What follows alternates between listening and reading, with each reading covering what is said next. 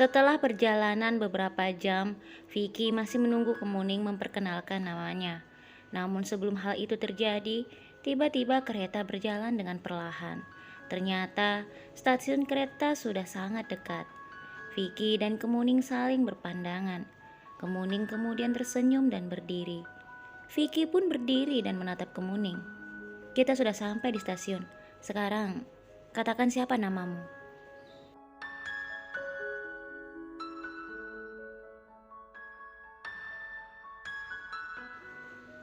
Kemuning justru diam saja. Bahkan dia pergi meninggalkan Vicky yang begitu berharap Kemuning memperkenalkan namanya. Vicky yang merasa kesal karena Kemuning terus mengabaikannya, langsung menarik tangan Kemuning. Namun lagi-lagi Kemuning melotot pada Vicky dan menarik tangannya dan melanjutkan langkahnya.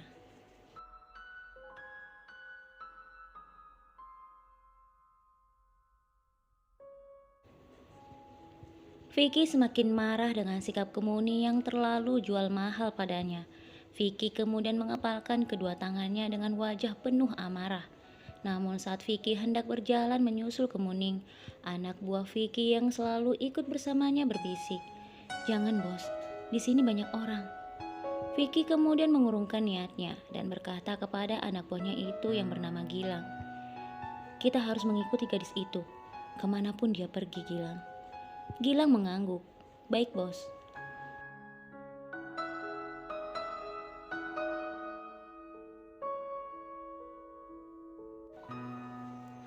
Vicky, Gilang, dan beberapa anak buah Vicky yang lain kemudian turun dari kereta dan mencari kemana Kemuning pergi.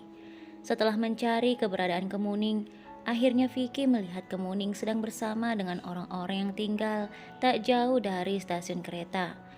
Kemuning ikut menari bersama dengan warga setempat. Melihat Kemuning menari sambil tersenyum dengan begitu lincahnya, Vicky merasa semakin jatuh cinta dan bertekad harus memiliki Kemuning.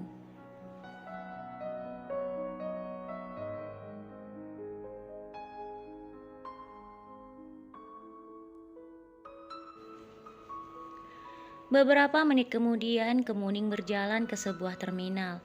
Tanpa Kemuning sadari, Vicky dan beberapa anak buahnya sedang mengikutinya dari belakang.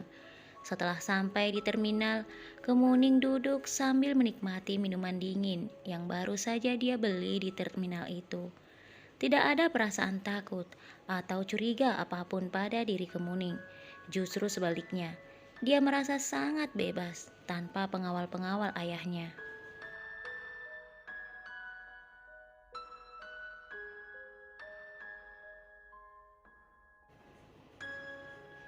Dengan begitu semangat, Kemuning naik di sebuah bis yang akan berjalan menuju alamat rumah kakek dan neneknya.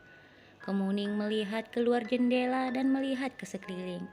Sudah lama sekali Kemuning tidak melihat pemandangan seperti itu di desa.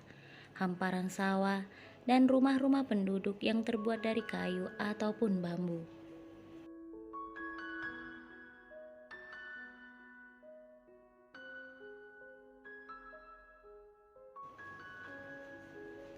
Vicky yang duduk paling belakang bersama anak buahnya berusaha menyembunyikan dirinya. Vicky kemudian teringat di pertengahan jalan ini ada sebuah pasar tradisional. Dan dia tahu setiap bis yang melewati jalanan itu pasti akan berhenti di pasar tersebut.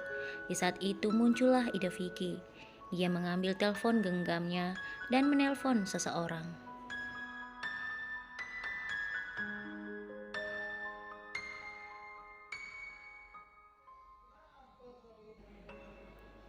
Vicky berkata dengan suara pelan, "Halo, jemput aku di pasar tradisional yang terletak di desa XY sekarang."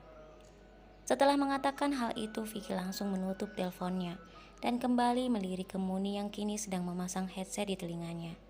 Gilang, anak buah kepercayaan Vicky, kemudian berbisik, "Setelah ini, apa yang bos rencanakan?"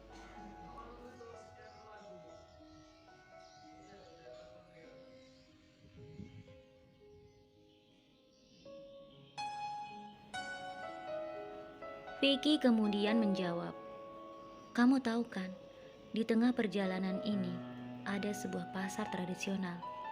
Aku baru saja menelpon seseorang untuk menjemput kita di sana. Kita akan melaksanakan rencana kita selanjutnya di pasar itu. Vicky terlihat begitu serius menyampaikan apa rencananya kepada Gilang. Gilang pun mengangguk tanda mengerti. Setiap kali ada yang disampaikan oleh Vicky padanya.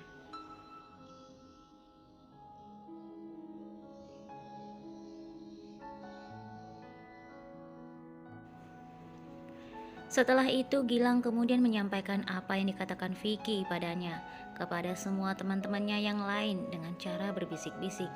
Tidak lama kemudian tibalah mereka di pasar tradisional itu. Kemuning yang begitu asik mendengarkan sebuah lagu dengan menggunakan headsetnya itu tidak sadar jika mereka sudah sampai di sebuah pasar.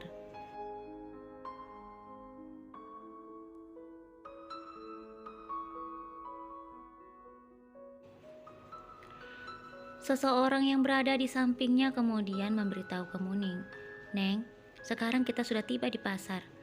Biasanya bis memberi waktu selama 1 jam untuk para penumpang yang ingin berbelanja ataupun sekedar istirahat. Silahkan Neng, siapa tahu Neng mau jalan-jalan melihat-lihat pasar ini."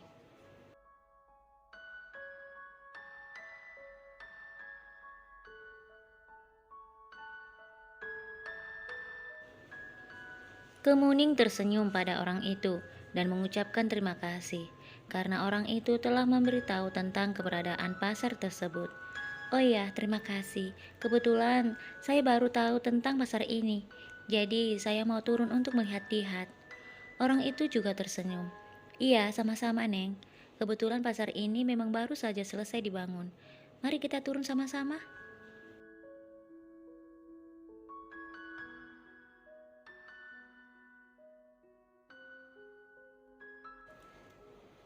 Kemuning tersenyum dan berjalan turun dari bis. Kemuning begitu takjub melihat pemandangan pasar itu. Walaupun berada di tengah-tengah desa, namun pasar itu terlihat sangat ramai. "Wah, ini pertama kalinya aku menginjakan kaki di pasar seperti ini. Setelah sekian lama tinggal di kota." Vicky dan anak buahnya yang berdiri tak jauh dari Kemuning, terus melihat kemana Kemuning melangkah.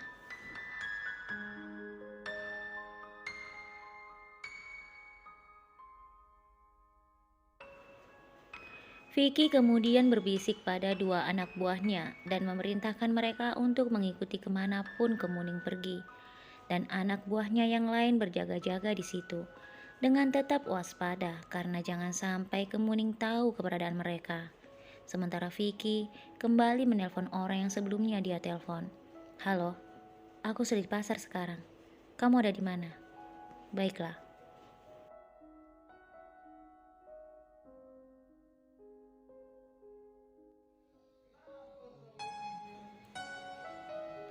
Kemuning terlihat begitu bahagia mengelilingi pasar itu, dan tanpa dia sadari, anak buah Vicky yang sedang mengikutinya berada tak jauh darinya.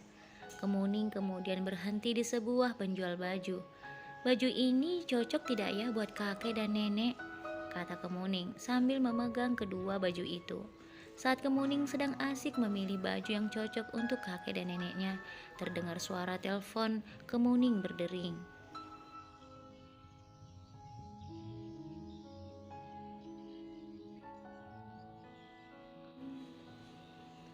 Kemuning pun meraih telepon itu dan melihat bahwa ayahnya yang sedang menelponnya.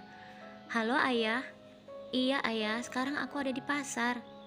"Iya, katanya sih ini pasar baru ayah. Sebentar lagi aku akan sampai di rumah kakek dan nenek." "Aku bahagia sekali ayah.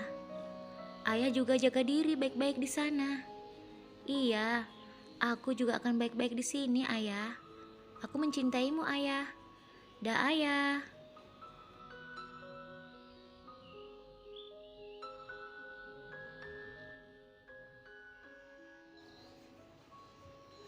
Setelah menutup telepon dari ayahnya, Kemuning kembali melanjutkan memilih baju yang cocok untuk kakek dan neneknya.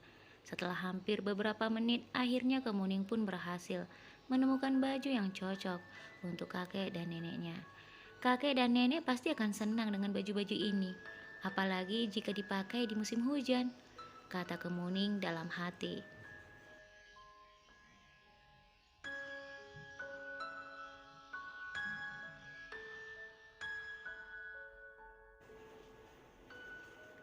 Setelah itu Kemuning melanjutkan perjalanannya mengelilingi pasar itu.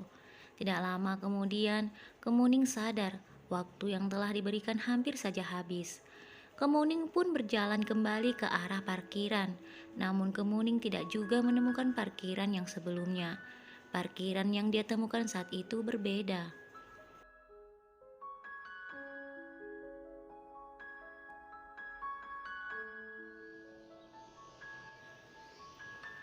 Kemuning berjalan dengan perlahan. Parkiran ini terlihat sepi. Wah, sepertinya aku berada di parkiran belakang pasar, batin Kemuning sambil melihat ke sekelilingnya. Di saat Kemuning melihat ke sekeliling, tak jauh dari Kemuning melihat seorang laki-laki tua yang berada di pinggir jalan. Laki-laki tua itu meringis kesakitan. Wah, sepertinya bapak itu membutuhkan pertolongan.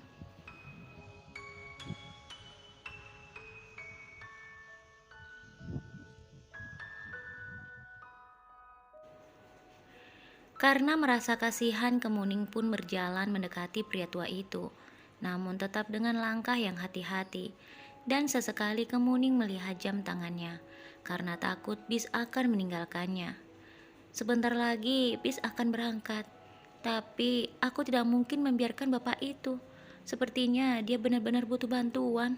Mana di sini sepi lagi, batin Kemuning.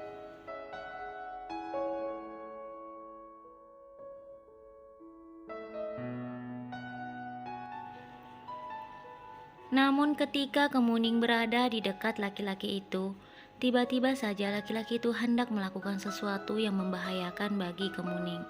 Kemuning berusaha untuk mempertahankan dirinya dan berteriak meminta tolong.